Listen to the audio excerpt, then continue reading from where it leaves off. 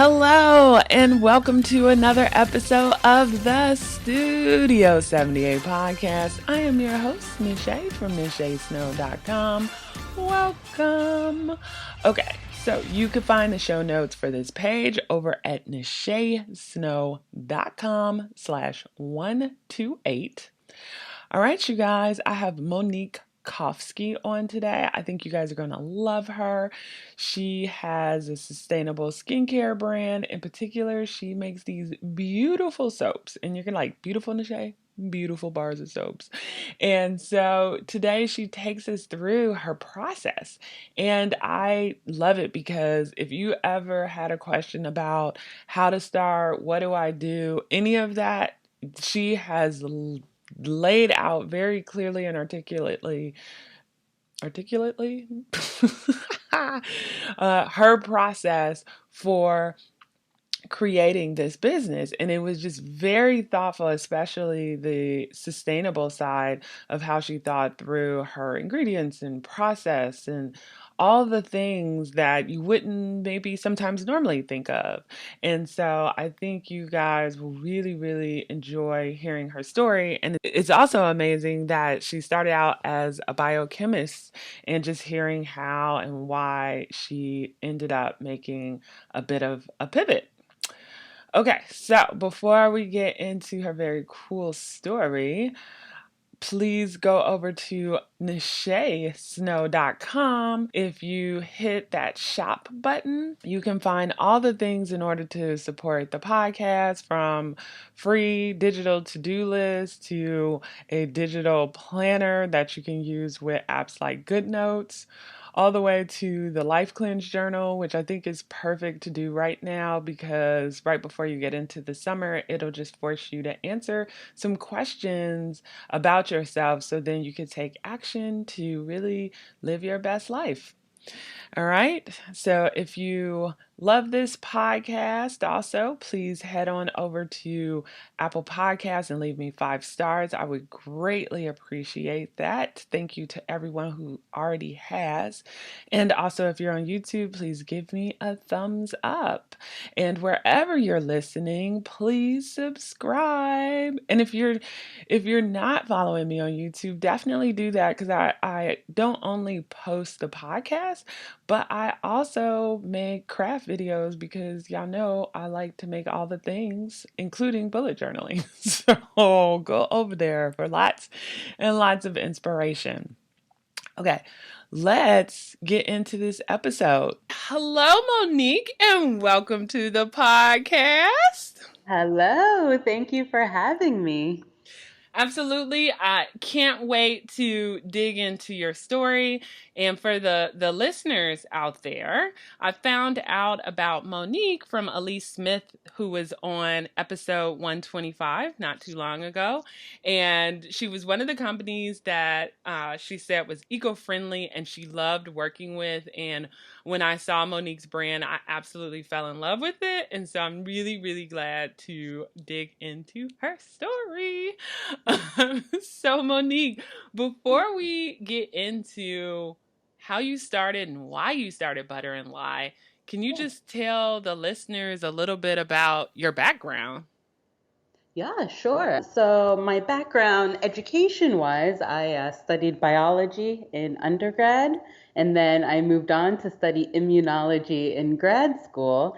And then I worked in the biotechnology field for about 10 years before starting Butter and Lie.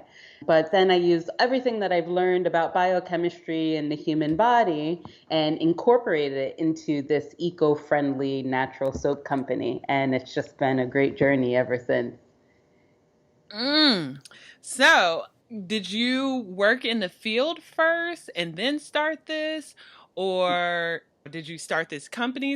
Or are you still working and doing this full time? Just curious about how you decided to proceed. Yeah, so I was working for a biotechnology company and we were working on a cancer drug. Everything was going really great, but since this was a privately funded company, we ended up losing our funding and the entire lab was let go.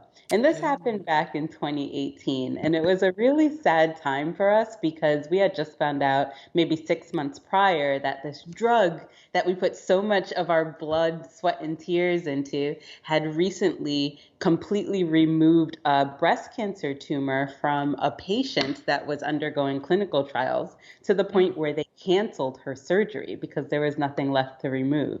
So Mm.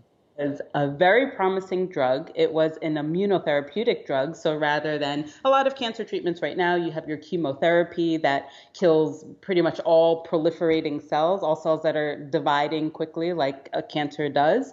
You have your radiation that targets a specific area, but it still kills almost all the cells in that area.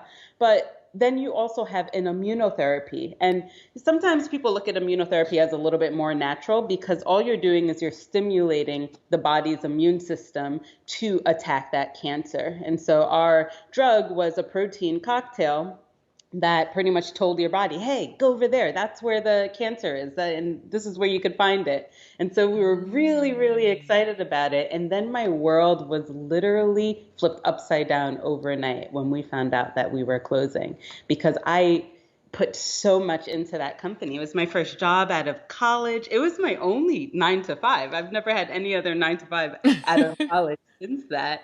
And then all of a sudden, I had to figure out what to do next. Um, Mm. Luckily for me, I've always had kind of like a little side hustle. And it actually came out of a need to pay student loans, like Mm. I went to undergrad, I did my grad maybe like 2 years later, and then once the grad bills started coming in, and I did not choose the best grad school because it was very expensive, girl. Oh my goodness. You were like, wait, what? Yeah, Like, what did I have just I buy a done? house? Like, what's going on here? Right? And I think a lot of people could relate, but like it's a feeling, a weight on your chest when you have Mm-hmm. that much debt. And Mm-hmm. fresh out of college, fresh out of grad school, trying to like figure out your adult life and starting off with so much debt. We're talking like 6 figures of debt in a lot of cases. I'm sure a lot of kids who are going to school now, it's a lot more expensive now than it was back then, are Mm-hmm. waiting with a lot of debt. And so I needed to do something about it. And so I always had a little side hustle. For the longest time, I was working at Aldo selling shoes and then, lab in the morning, Aldo at night. And that was my life. And then I was like, all right, I need a little something better. And so then I started a company. I started a jewelry company, actually. And so Mm. I was making jewelry, and it was a style, it was vintage jewelry. So what I was doing was I was buying up dead stock glass beads from all of these different, I guess, wholesalers. And I was making jewelry out of that just as a way to also recycle and bring these beautiful beads that haven't seen light for me 50, 60 years back Mm. into a beautiful piece of jewelry. And so I did that for some time. But then I kind of switched gears a little bit because I've always had a passion for teaching. And I figured I'm young, I'm still trying to figure out life. Let me do some teaching on the side. So I started teaching chess to little kids.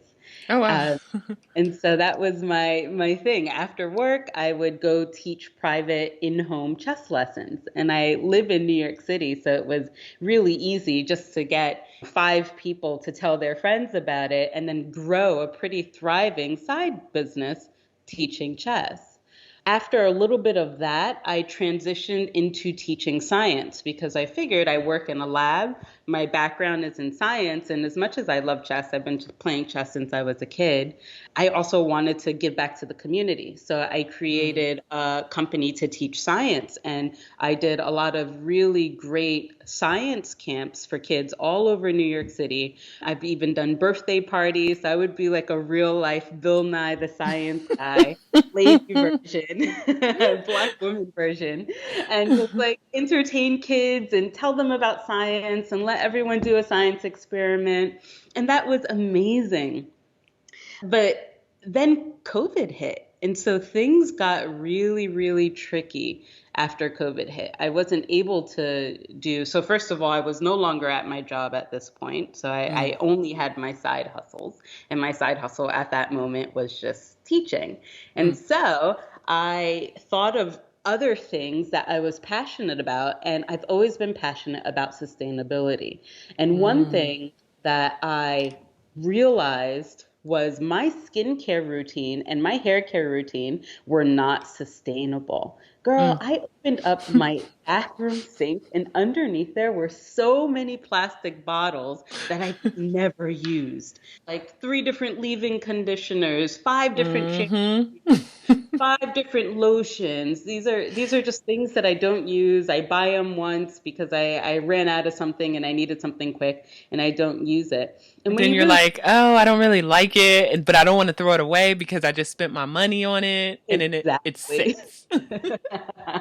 Exactly. And so I made sure to, at that point, I made sure to just start thinking a little bit more about what I bought.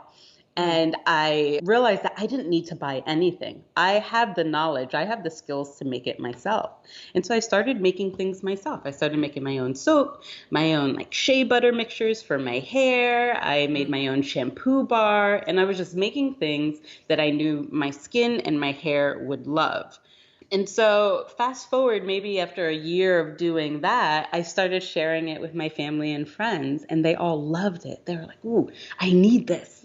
Can I buy it from you?" And that's when I was thinking, buy it from me. And I had background in having all of these side hustles and creating my own businesses in the past. So I decided, huh, this might be a good business idea. And so slowly, Butter and Lye took a really long time to come to where it is today because I built it up really slowly. I wanted to make sure it had a strong foundation. So slowly, Butter and Lye developed into what it is today. Wow. Okay, so when do you think, around what time did Butter and Lye become official, where you had a website and you said, like, okay, here are my products? So that was in March of 2020, about 2 weeks before the world crumbled. Oh, Yes, the stop. timing could not have been any worse. So I had a launch event planned. I was going to be Mm, appearing at a middle school in Brooklyn, and they had a Earth Day event planned. And so this was the end of March, early April. And I was getting ready for that event. I was making a lot of product, making sure that everything was set, making sure my website was great, all the things you have to do when running a business. And maybe it was exactly 1 week before the event, I got that email that I was kind of expecting since everything was shutting down. And the email mm, said that unfortunately they had to cancel the event and they didn't want to reschedule it because they weren't sure when things would get better. And now, mm-hmm, when you look about it in hindsight, good thing they didn't reschedule it because things just took a much longer than we expected to get better. So I mm. launched pretty much the month that the pandemic took hold of the US. So I definitely, of course, want to get into that. But Yeah. before I do, you Mhm. said you wanted to make sure you got it right before you launched it. And so, what are some of the things you did before you felt comfortable to release it to the world? When I was building Butter and Lye, I wanted to make sure that it was a sustainable business. I didn't want to build it and then add sustainable aspects to it. I wanted to build it and make sure that the foundation of it was sustainability. So when I'm making a business decision, the first question that I always ask myself is this sustainable? Is this eco-friendly? And if I answer no, then I don't even consider it as a potential product or even a potential thing that I could do in my business. Because as a sustainable business, I don't just look at the products. I also look at all of the steps it takes to get Mm, that to the consumer. So I'm looking at the packaging. My packaging is completely plastic free, so I couldn't use anything with plastic bubbles in it or anything like that. I'm even looking at the shipping label. I want to make sure that the backing of labels usually aren't recyclable, but I found mm, this wonderful company called Eco Enclose that sells shipping labels with the backing that's recyclable. And so I'm looking mm-hmm, at that. I'm looking at like when you ship it. Right now, we have this issue with wanting things immediately, and I blame big companies that send things overnight because it's spoiling us. And Right. unfortunately, when we get these things overnight, it takes a toll on our environment. We're either, flying it across the country so it could reach here in a day instead of 3 days, or we're sending out trucks half full so it could get here quickly. And so I wanted to Hmm. make sure that my shipping was also eco-friendly. So I found this amazing company called Sendle. They're actually based out of Australia. And what they do is they buy up empty space in trucks that are going to be going out, maybe half full, three-quarters full. They'll buy up that empty space for small packages just so that the trucks go out a little bit more full. And also, they're Mm. completely carbon neutral. So any carbon that's released into the atmosphere because of that process, they make sure to support different carbon reducing initiatives like planting trees, supporting national parks, and things of that nature. And so I got really lucky to find all of these different companies that could help me on my journey of building a sustainable business. And it has been amazing. It's so much fun making these decisions with that, idea in mind first. Wow, you are hardcore. I love it. I So mean, from hardcore. the packaging to the ingredients. So I get how researching all of these things would take a while. And then even I'm looking on your website now of the packaging, like I love like the simplicity and the beauty of your packaging. Did you work with a designer in order to come up with your logo and just the font choice that is on your packaging, or did you create it yourself? Like, how did you work through that? Yeah, so when I had a lot of things on my plate and I did have a timeline that I wanted to stick to just because I knew that it was just about time to launch after I got my formulations all set.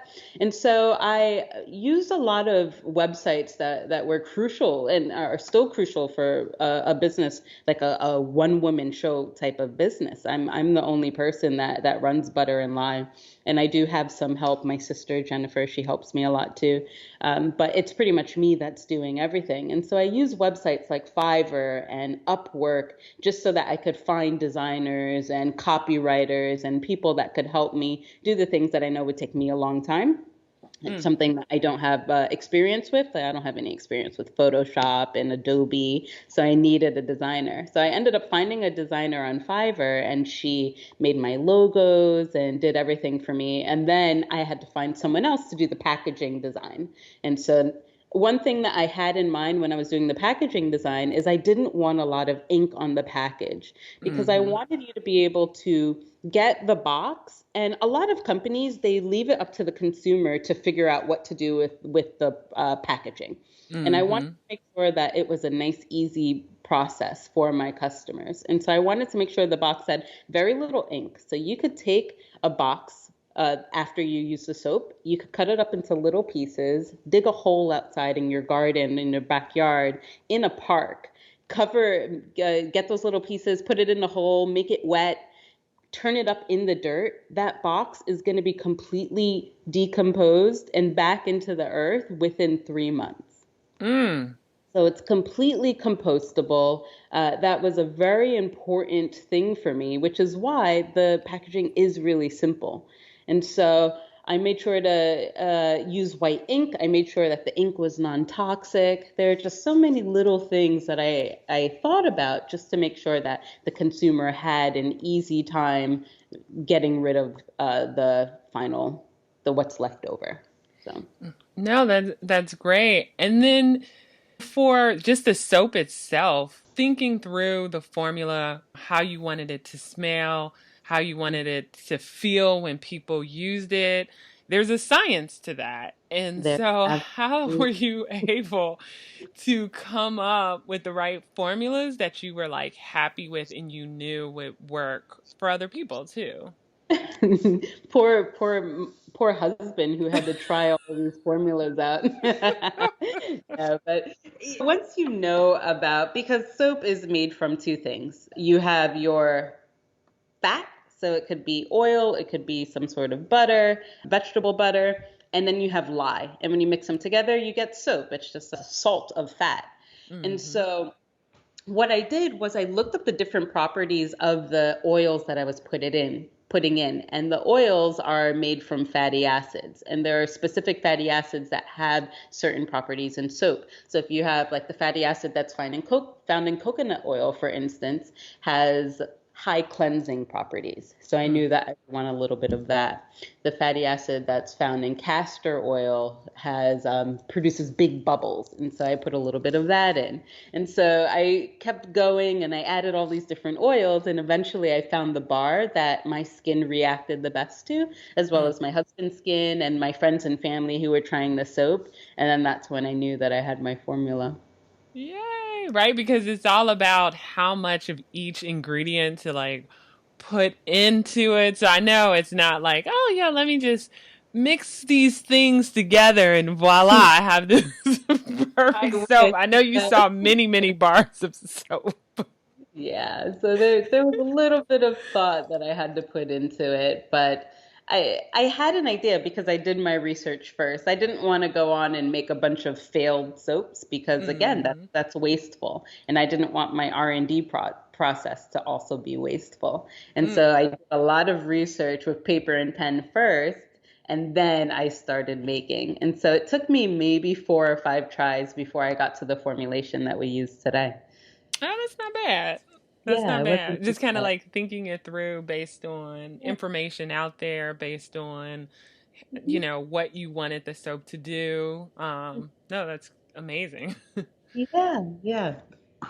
And then, of course, too, because this was because most of your businesses were kind of like, service based businesses. Well, no, the jewelry actually was a product based, and then the I teaching was did, a yeah. service based. Because I was going to Hmm. ask about the pricing, because pricing gets really tricky because you have to think about the ingredients and you have to think about the packaging and think about the shipping and all the different pieces to make sure you're not losing money, you're actually making money, especially if this is going to be kind of your full-time business, so it needs to be able to support you and Yeah. help with the family. So how are you able to kind of think through that and figure out the right pricing for your product? So I was very lucky to be able to visit the Small Business Association for New York.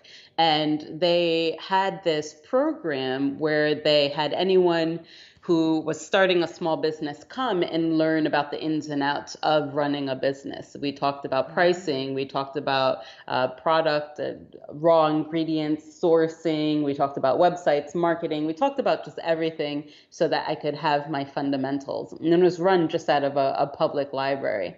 And so that class taught me a lot of what I needed to know, but I didn't follow that exactly when coming up with the pricing for Butter and Lye, because one thing that I knew I wanted was something a price point that was inclusive. I wanted anyone who was interested in trying a natural soap to be able to afford it more so than a lot of the natural soap brands that are out there right now. And so I did the formulation that I was taught, and then I just took some money off of that, a percentage off of that, just so that I could make sure it was a little bit more affordable. Mm, So right nice. now, my products aren't, it's if you compare it to other things on the market with the same quality ingredients, you'll notice that the price is a little bit lower than what you would expect for that reason. Yes, which I was shocked, and I'll tell you why I'm shocked. Mhm. Because sometimes I feel, which I'm like, this is wrong on so many levels, when you are trying to create a product or do anything that's eco friendly, it always costs more. So I Yeah. would think that you would have to have a higher price, because you're investing in so many eco friendly things, but it seems like it worked out. It worked out. My profit is lower than usual, but what's happening is I'm finding that I'm selling a lot of bars. So Mm. a lot of I'm doing a lot of wholesale work right now. When I first started, it was mainly direct to consumer, but I think the past 3 months especially have kind of shifted a little bit. And I noticed that a lot of stores are interested in my bars because of that price point. So even though my price Mm. point is low, I'm making up for it in volume. Mm. So it's about a give and take. And a lot of these companies out there, like you could get a bar of commercial soap for $2 or $3. But the reason why it's so cheap is because of those ingredients. If you turn around and read the ingredients list in those soaps that are $2 or $3, they're going to be nothing compared to a natural soap that you could get for $8 to $10. So Mm-hmm. I wanted to just make sure that I was making a product that had the high quality ingredients, but I wanted to make sure that anyone could afford it. Or So before we get into, we'll just call it the pandemic, you mentioned really having that launch event. So it sounded like you had this marketing plan put together before launch. And so I'm just curious what your thought process was, because you're like, okay, I want to get this out there to the public. I'm gonna have this event. What were like some of your other things in the marketing plan where you're just like, okay, I want to do X, Y, and Z to make sure like my first month is a success? So I started an Instagram page maybe 3 months before the supposed launch. And Mm, so I made sure to kind of start building an audience, get people a little excited about this potential product that was coming out. So I did some of that. But the weird thing was once the launch event was canceled and COVID hit, it kind of changed everything and it mm, made me feel a sense of guilt. mm, And now that when I think about it in with hindsight, I know that feeling was unwarranted, but I felt guilty because the world was going through something so intense, something that a lot of people have never experienced in their lifetime. And who mm, am I to start a business while all of this is happening? So mm, even mm, though this launch was supposed to happen, the launch event was canceled. I was still gonna launch on my Instagram, but I ended up kind of taking a step back. And so we're mm. supposed to launch that March, and I didn't really fully launch until that June. It took me 3 months to Oh. gather the courage to really start pushing, really start, putting money into marketing, reaching out on Instagram, making sure that I'm communicating with like influencers and different people just so that I could kind of get my brand out there a bit more. But it Mm. took some time. It took Yeah. some time. Absolutely. Yeah, I mean, and I'm looking at, I just pulled up your Instagram account too, and I noticed, yeah, you started out, you had a few posts in March, and then it was like nothing until June. Until exactly. That's so funny. Yeah, exactly. There was nothing until I felt so guilty. I just didn't think.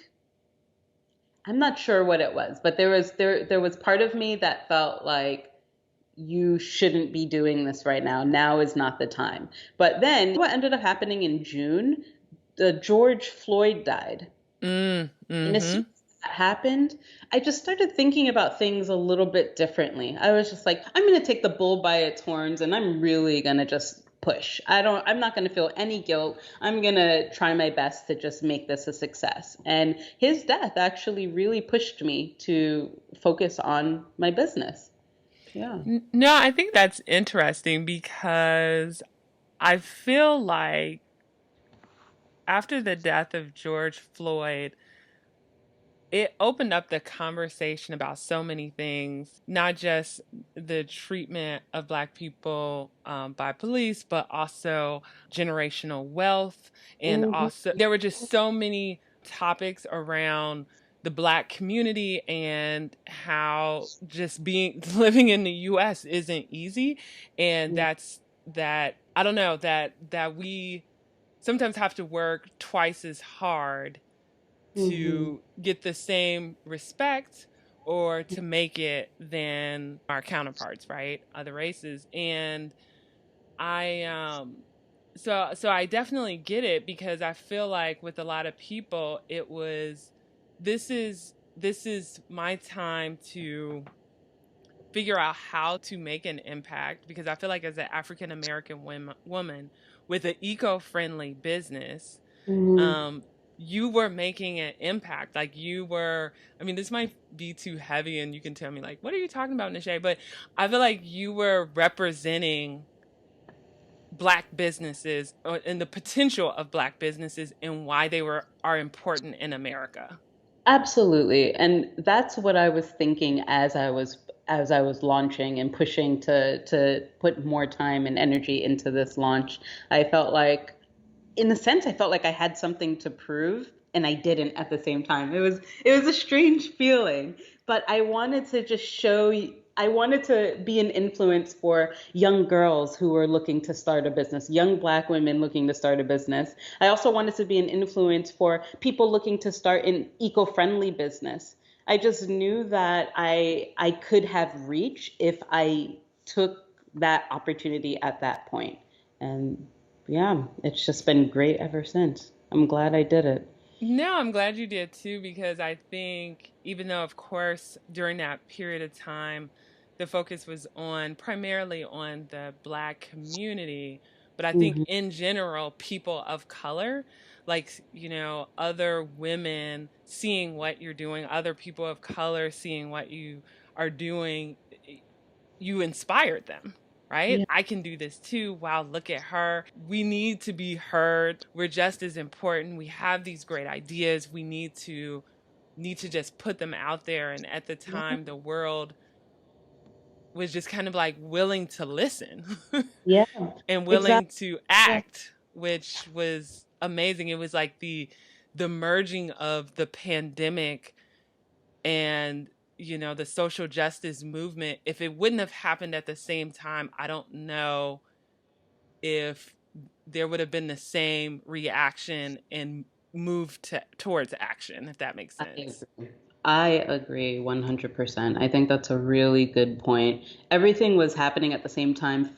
Emotions were high, feelings were high, and people were acting. Yeah, Also, people had more time.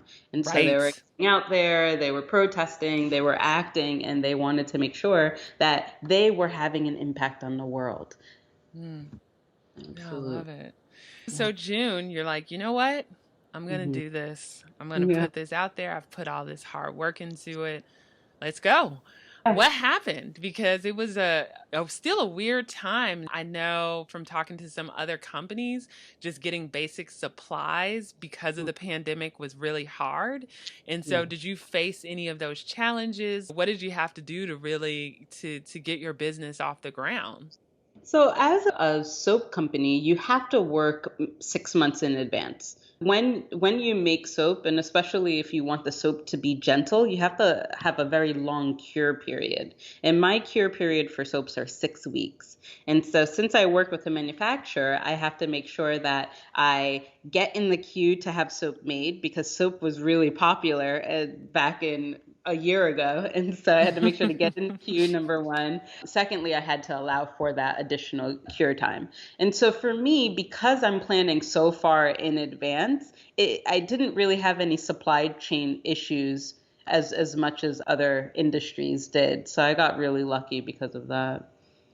Oh, neat. And I think one of the differences too is you weren't making the bars yourself. What made you decide to go through a manufacturer? I started off making them myself. I actually make some of the Ah, bars myself. My dish soap bars I do make myself. oh, so you're still put okay. I am, and it just got busy. I started off making it myself. Once things started getting busy, then I made sure to switch to a manufacturer because I didn't want to run out of product. I wanted to make sure that I kept this Yeah. momentum going. And I felt like the only way I could do it was using a manufacturer. I was living in a different place. I had a apartment in Brooklyn and I just didn't want to make thousands of bars of soap in my kitchen. So I switched over to a manufacturer and I'm so happy I did. It's a lot. It's a lot of work. And you also need a lot of space for the curing process because the bars do have to be separated from one another. And so you need a lot of storage on top of that. And that was a little bit difficult for me because of my living situation. So I switched to a manufacturer pretty early on for some of my products. I think that's good for people to hear because by the time folks are hearing this, episode 126 will be out, and where my guest co-host this season, Nache, and I are talking about product versus service. And one of the things we were talking about with products is if you're doing everything yourself, you only have the capacity to scale the business so far, right? And Yeah. then after a certain point, if you don't go to a manufacturer, it's hard to scale. And so you really have to figure out kind of where you want the business to grow. And if you do want to scale it to something larger, you really do have to figure out how to work with a manufacturer. Yes, absolutely. Yep, that's really good advice. Now, did you get lucky and the first person, company you found, you were like, yep, they are great. Let's do this. Or did you have to switch up at any point in your journey? So I got lucky. I found a manufacturer that was completely aligned with what I was trying to do. They were sustainable, they use organic oils. One thing that I really love about my manufacturer is the main ingredient in my soaps is sunflower oil. And they Mm. actually source their sunflower oil from the farm that's right down the road from them. And Oh, so wow. yeah, and so that's like taking a lot of carbon out of the atmosphere that, or you don't have to release into the atmosphere for travel and shipment of the oil. And so there was just a lot of checks with them. And they were also really easy to work with because when you're creating products, I also have some new products in the pipeline. You need someone who's easy to communicate with and who could bring your vision to fruition. Nice. I I'm love gonna folks out there, I'm gonna have to check out this soap. I gotta buy a bar. Like I gotta check it out. Now I noticed on your website, like when you purchase the bar, you can do eco-friendly packaging or the naked bar. And there is a note that's saying due to the pandemic that I guess all bars will be shipped with packaging. Yeah. But just curious, what was your thought, of course, before the pandemic? Is the naked bar where you just literally like drop Put it in the car? into a Yeah. package? Yeah. Okay. Yes, just no packaging. So you don't have to worry about packaging. And it's just soap. And I think that's something that could easily be shipped without packaging. It's not something that you need packaging for. You don't eat it. It's something that's used to clean anyway. But I felt like it just wasn't the time for that. And Mm. so I do still have the ability to switch over to naked bars on my website, but I haven't quite switched over yet. But I'm thinking that it's going to happen this year. I'm closely following what the CDC is saying, what our government is saying, and just the overall feel of what's happening with the pandemic. And I do think that I'm getting closer to reintroducing the naked bars. Because, yeah, But I mean, yeah, technically, like the actual package is kind of protecting it, right? So it is. it's Yeah. almost a double layer, but yeah, yeah. So right now it's a double layer, but you absolutely don't need that. And a lot of soaps are shipped just with a band anyway. And so that band has very minimal protection of the bar. So, yeah, and another thing that a box does for a bar of soap, especially natural soap, doesn't have a lot of those chemical hardeners in it. And so, because of that, natural soap is a little bit softer than a commercial soap bar. And so, having a box around it will protect the integrity of the bar, keep the corners nice and crisp. But you don't need that. Soap is soap. If it has a messed up corner, then it doesn't really matter. You could still use it as soap. So I'm waiting, but probably in the next 6 months or so, you're going to be able to buy the naked bars on the website again. I love it. I mean, I just want to just point a few things out, folks. Number one, I love your journey of doing the jury and then teaching chess and then teaching the private lessons. And then what did I have after that? I'm missing something, I feel like. But it's just very entrepreneurial. Like you were like, okay, as I'm figuring out what's next, I'm going to make it work. And Yes. then you are like, soap, this is a problem, which a lot of times when people even go to classes when they're trying to figure out like what their business idea is, people will say, well, what is a pain point for you? What's Mm-hmm. something you wish you could fix? And Mm-hmm. I feel like for you, that's what it was. Like when you looked around, you were just like, I can make this myself. And then when you Yep. made it, you were like, this is pretty good. Yeah. Okay. Family and friends like it. I think I'm going to turn it into an idea. But my question for you, for people out there that might struggle with procrastination or having an idea but never executing on it, what was Yeah. the thing that made you do it? Well, I think about this a lot. Like, how did I get into the entrepreneur lifestyle when I was a scientist, a trained scientist? And I think for me, it's because my parents actually did a lot of entrepreneurial things when I was growing up. My father had a little variety shop. My mom would sell baby clothes at flea market. And I just picked up a lot of like their tenacity through all these things that they did. And so because of that, I grew up into an adult who just has no fear starting businesses, except for the coronavirus blip. I had a little bit of fear then. But ultimately, I don't have any fear. But if you're out there looking to start a business, that's the first thing that you have to kind of overcome, the fear of failure. Businesses fail. Like I mentioned, I had my jewelry company. I don't have that jewelry company anymore, but I didn't let that stop me from doing something that I felt like the world needs. So if you have a product idea or service idea in your mind, and it's something that you feel like you could use or you know people who could use it, then chances are there are people out there who are willing to purchase it from you. So just go ahead and do it. Mm, Just do it as long as it's something that you can do. And also for me, it was also back to what I was mentioning before about my student loans. It was kind of a necessity. I needed to do something. And because of that, I didn't let the fear overwhelm me too much.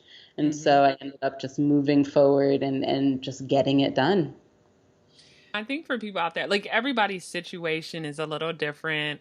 In your case, and then definitely correct me if I'm wrong.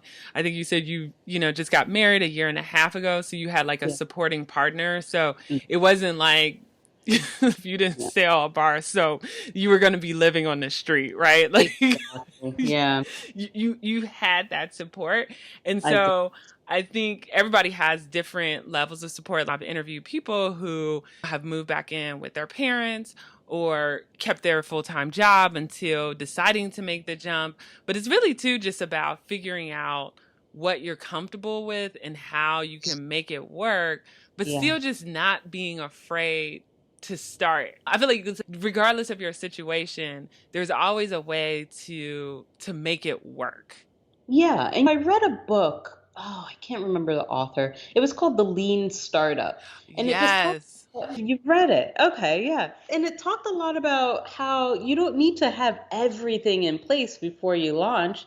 I launched with 5 bars of soap, 5 different types of bars of soap, and slowly started adding new products. So I didn't have a lot of cash available to me in the beginning, but because I just went ahead and launched, I started bringing in revenue. And then I was able to then go ahead and reinvest that revenue so that I could keep growing the business. And I'm still doing that now. I'm still kind of in the reinvesting phase. So yeah, you're right. Because I had the support, I could do it, but there are a lot of people who don't have that support. So if you don't have the support, then just start as small as you possibly can. Just think about, like, do the math.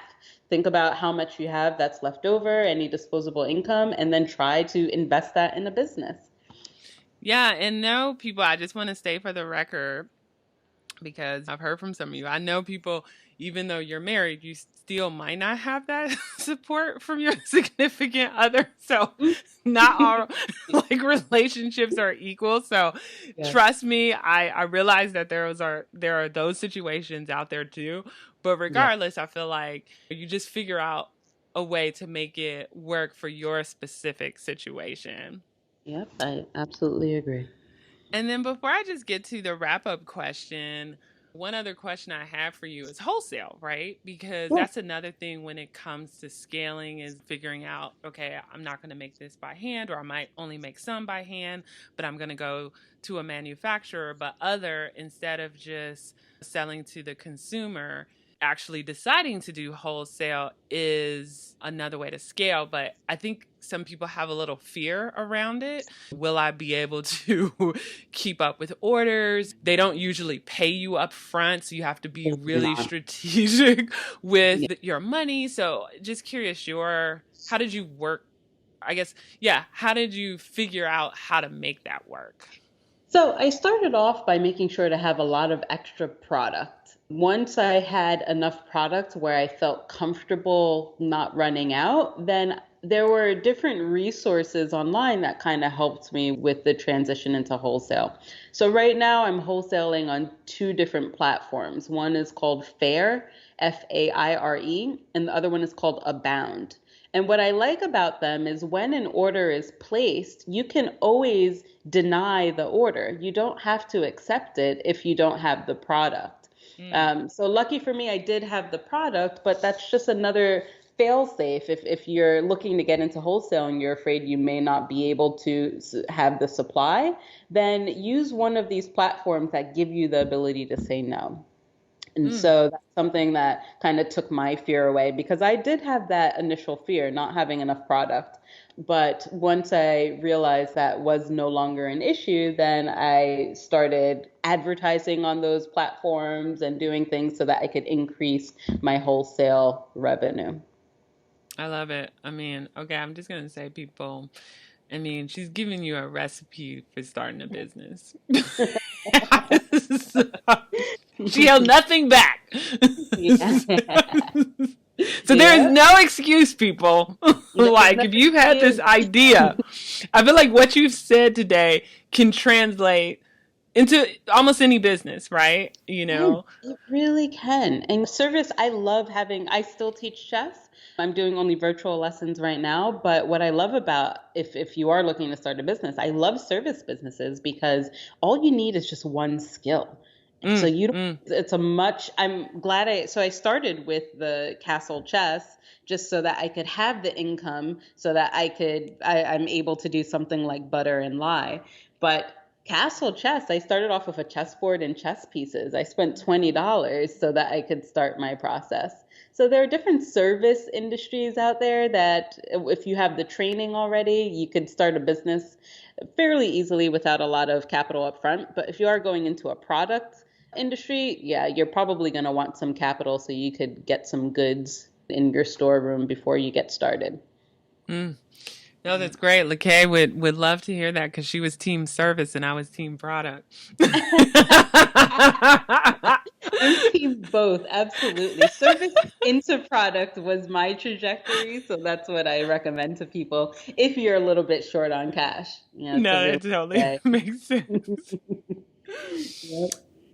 So, wrap up question. How do you stay organized? Any tools, software, techniques, any tricks you want to pass on to the listeners?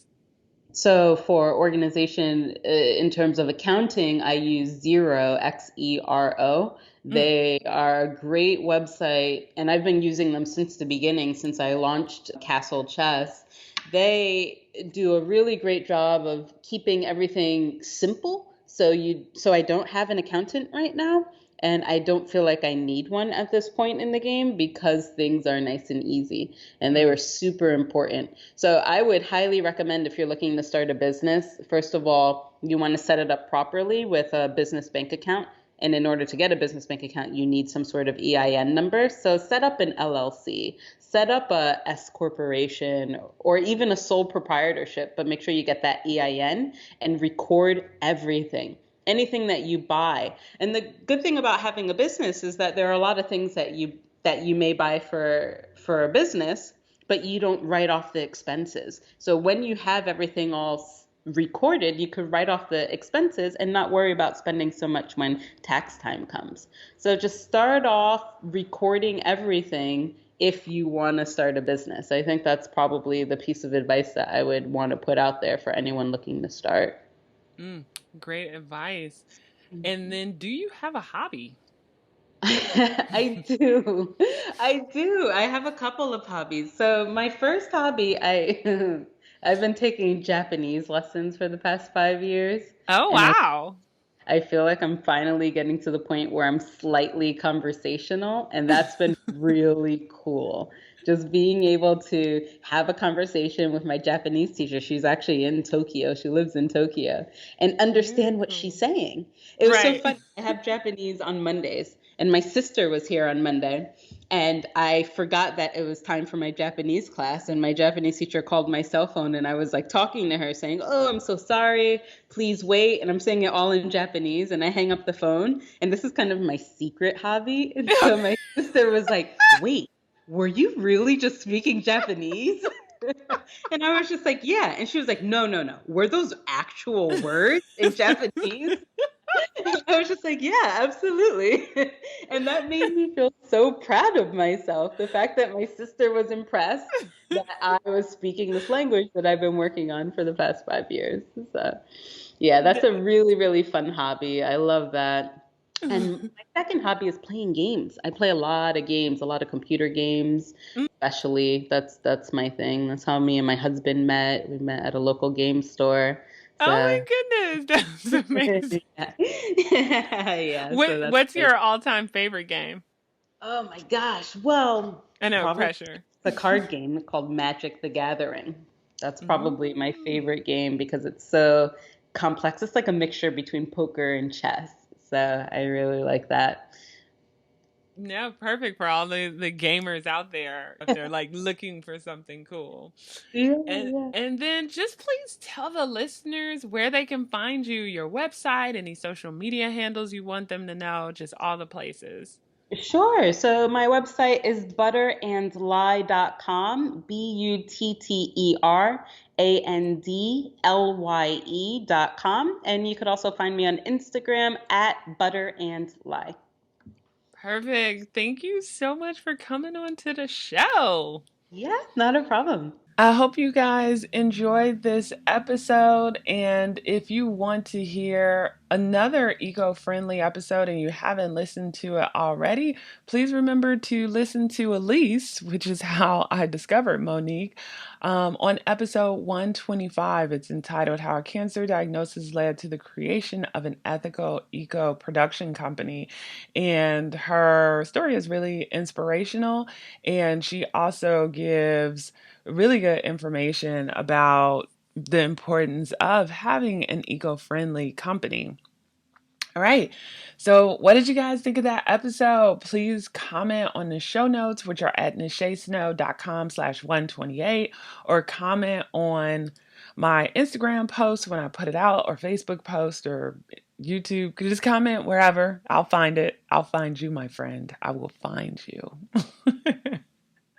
But I hope this will, if for some reason you have hesitated at all to start your business or even scale your business, I hope her story has given you kind of like the kick in the butt and the inspiration you need to take that next step. If you enjoyed this episode, please head over to Apple Podcasts, rate me 5 stars. Remember to go over to YouTube, give me a thumbs up. Don't forget to subscribe everywhere. And I will catch you guys next week. It's Lakai and I again, and we're talking about hobbypreneur versus entrepreneur. And we also are going to get into just some things that we think people should keep in mind. So it was a good, fun episode to record, just us chatting how we are. So be sure to subscribe so you don't miss that episode. All right, you guys, have a good one, and I will catch you next time. Take care. Bye.